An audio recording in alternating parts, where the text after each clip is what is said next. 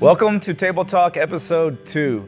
We're honored to be joined by special guest, Miss Arnita Taylor, who is an author, a blogger, a leader, and a pastor. And we're honored to have her today with us as our special guest as we talk about how the table is a place for forgiveness.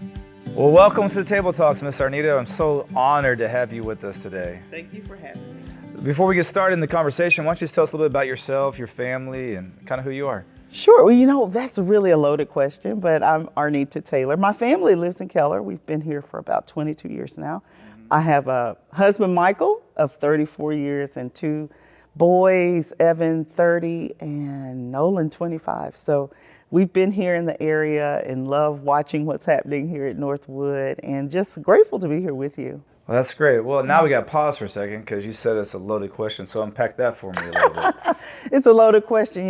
My trained profession is chemistry. I'm a clinical laboratory scientist, but then I became a floral designer, and then I went on and became a pastor, and probably the pastoring is my life's work. So it's kind of depends what day I wake up and what I want to be. Well, only God can take someone from a chemist to a pastor. Absolutely. And then that like God to take us and put us in places that sometimes we don't even think, are you sure about this, God? Yeah, you sure are me? you sure? Yeah. Well, we're honored for your life's work. You really are an incredible leader, and you've meant a lot to a lot of people that I know, and then getting to know you the last couple of years has just been such a pleasure. And so thank you so much for being here today. My pleasure.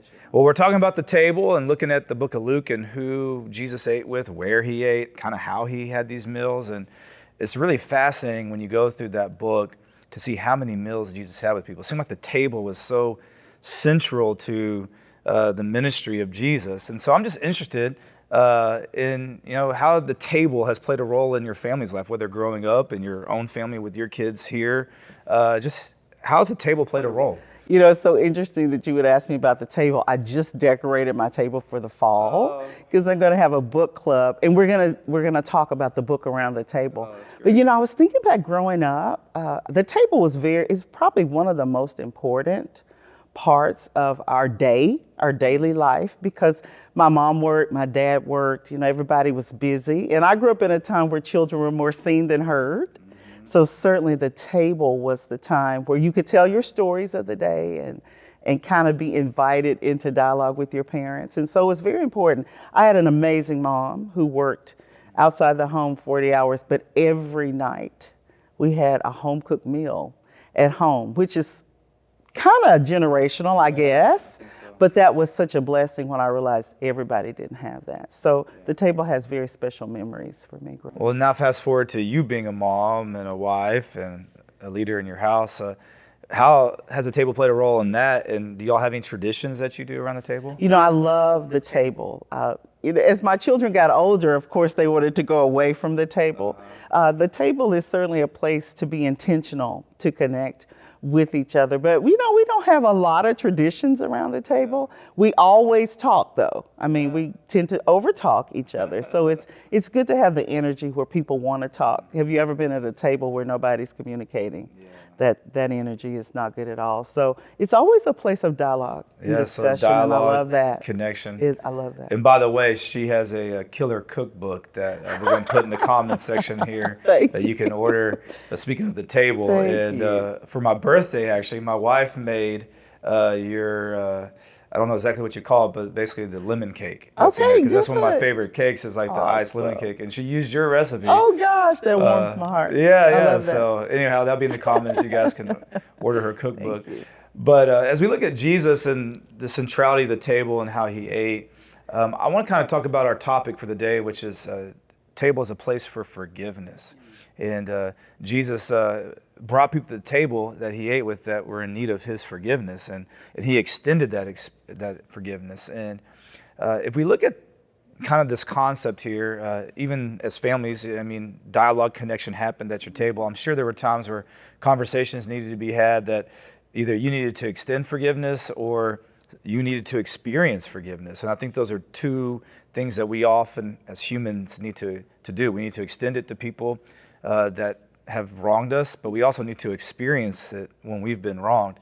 And so, your book, Language of Healing, and you're a leader, you're a pastor. So talk to a little bit about how the table can be a place for forgiveness. I think the table is a proper place for forgiveness. Let me just use that word. There are so many opportunities in a family to build family culture. We'll just talk about family for a minute. And so within the family culture, the way your family is going to operate is formed in every room. It is. It's certainly. Character is formed in family. Values are discovered and taught and expressed in families. And so when you talk about Christian families and people who are emulating to be Christ followers, values like unconditional love, values like peace, values like patience, values like grace, all of those values being taught in the home undergird forgiveness.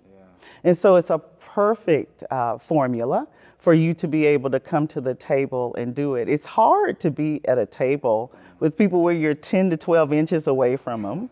You're in close proximity. You're finally present. You know, it's hard for us to be present nowadays. Everybody's so busy.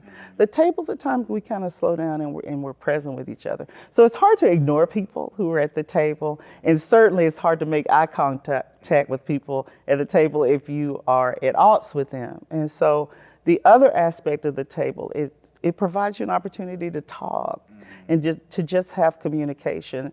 And one of the things I love about the table is there have been so many times for me personally on both sides of the coin where a dialogue at the table has given people additional understanding into me. And I've gained additional understanding into people. And sometimes that's all it takes to release an ought, to release an offense, to let people, somebody off the hook. For something they've done. So I love it that it's a ripe opportunity for healing and understanding to happen. And that's probably my favorite part of the table.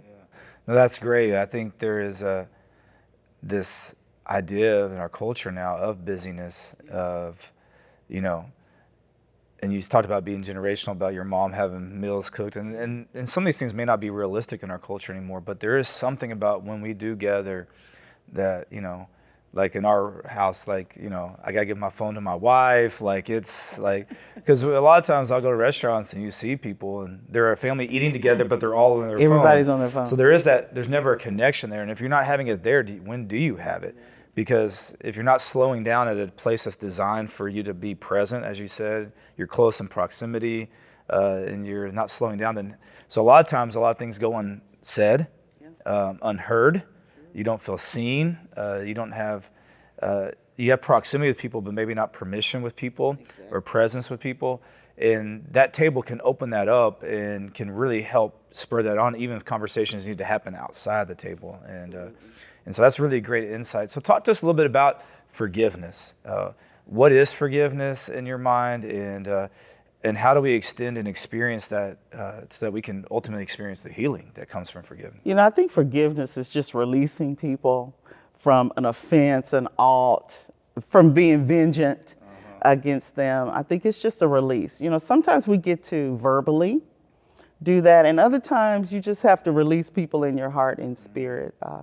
I think forgiveness is always for the person who's giving it, more so for the person that they think they're extending it to. So, talk to me a little bit about that, of that release, and kind of how it's really about the other, you know, the person giving it, you know. Yeah, sometimes, you know, you're in emotional turmoil and distress and psychological distress over something someone did or said a long time ago. Sometimes those people have even passed on. You know, you cannot even get in proximity with them.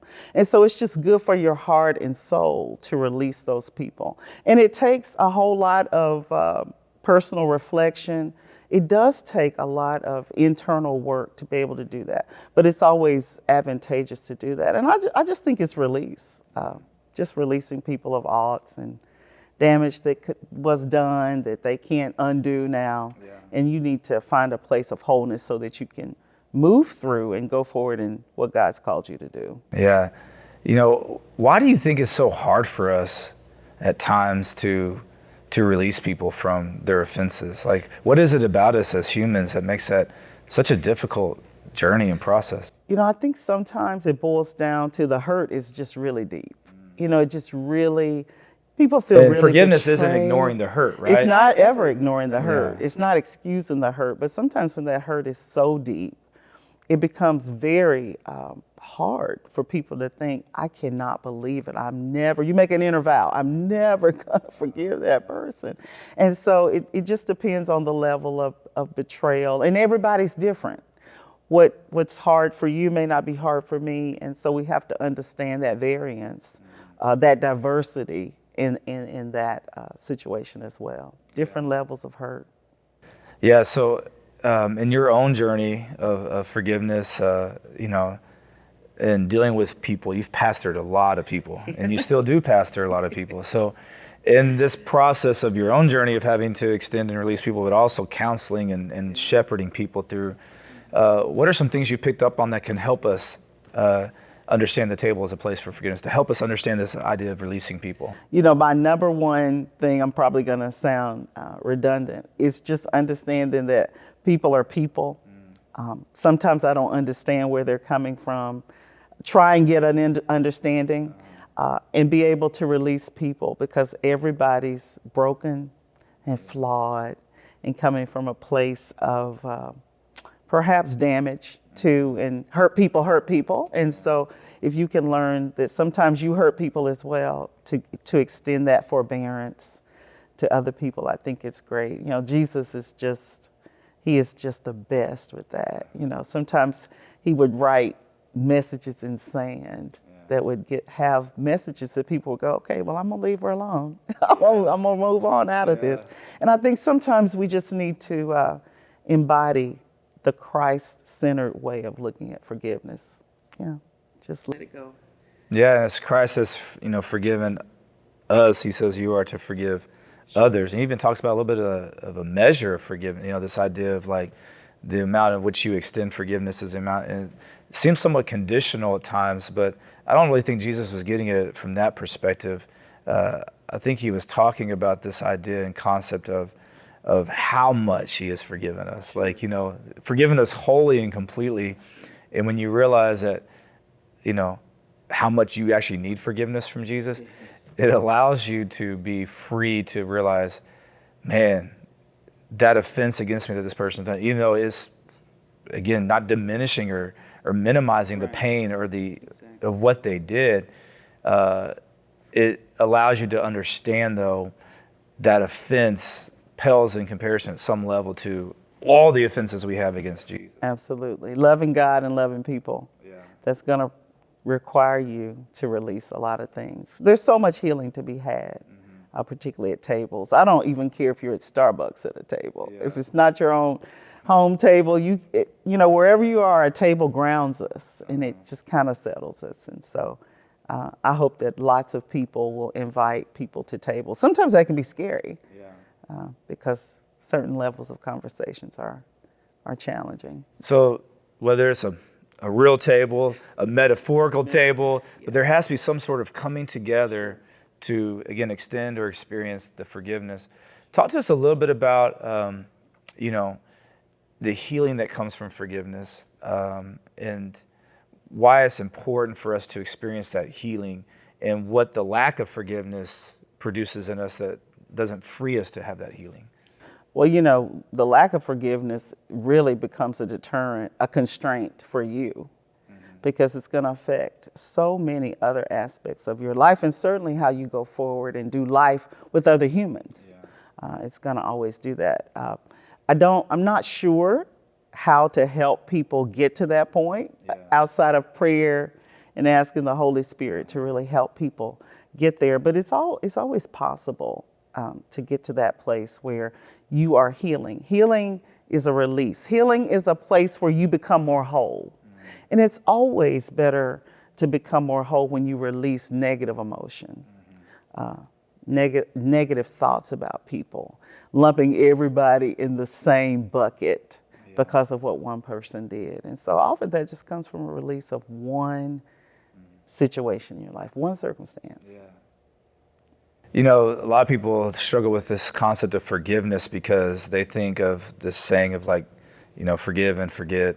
And they think of, well, if I forgive this person, that means that, maybe it's something as serious as abuse or, those types of things where they're like, well, I can't forgive because I can't have this person in my life. But forgiveness doesn't always mean that relationships are restored to where they once were. So help someone who's struggling with something like that understand how the table is still a place of forgiveness, even if that person's not at the table with them, or even if they can't be at the table with that person. Sure, forgiveness and reconciliation are not the same thing. Sometimes you're not going to be able to reconcile that relationship. Again, the important part is that you can release the person, meaning I'm not going to hold that against you anymore, but I may not choose to go forward with you in the same way we did before.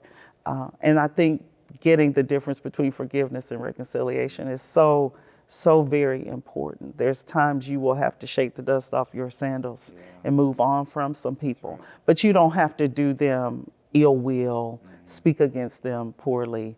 You can just kind of move on. And I think that's what release is. I think release is more than just emotionally moving on and dropping it. It's literally doing that. I'm not gonna badmouth the person. I'm just gonna release them. And so I think that's so important. Yeah, that distinction is very important because to put those two together is having to always be in the same process or not. It's not biblical, nor is it healthy. So it's not my theology. Yeah. So like forgiveness is something that is that release, and the lack of forgiveness means then you're actually allowing that person to continue to harm you and to hurt you. Reconciliation of that relationship may not be earthly possible. It may not be. It may not be, but forgiveness is always possible. It's always possible. Yeah, and that's why the power of Christ is so important. And just tell me, quickly what the forgiveness that you've experienced from Jesus has just meant to you. The beauty of the forgiveness from Jesus is once you really get what the blood covenant of Jesus Christ does for you, everything just kind of falls off. You just kind of go, that's amazing that you could forgive me after all the stuff that I've done in my life that has been contrary to what would have pleased him, that you can love me unconditionally and that you did the cross just for me.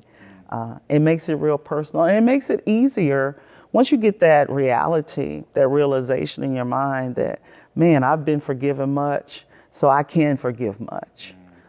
But I think it comes from that place, just understanding, hey, I received this, I should be able to give it. Yeah.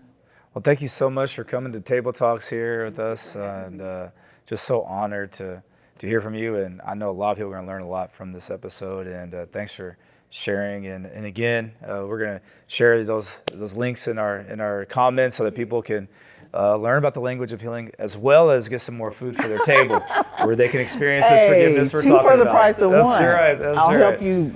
Yes, monitor your conversations at the table. That's right. And give you some food. And give you some food. Options. So, wow. Well, thank you again for joining us. Thank you for having me.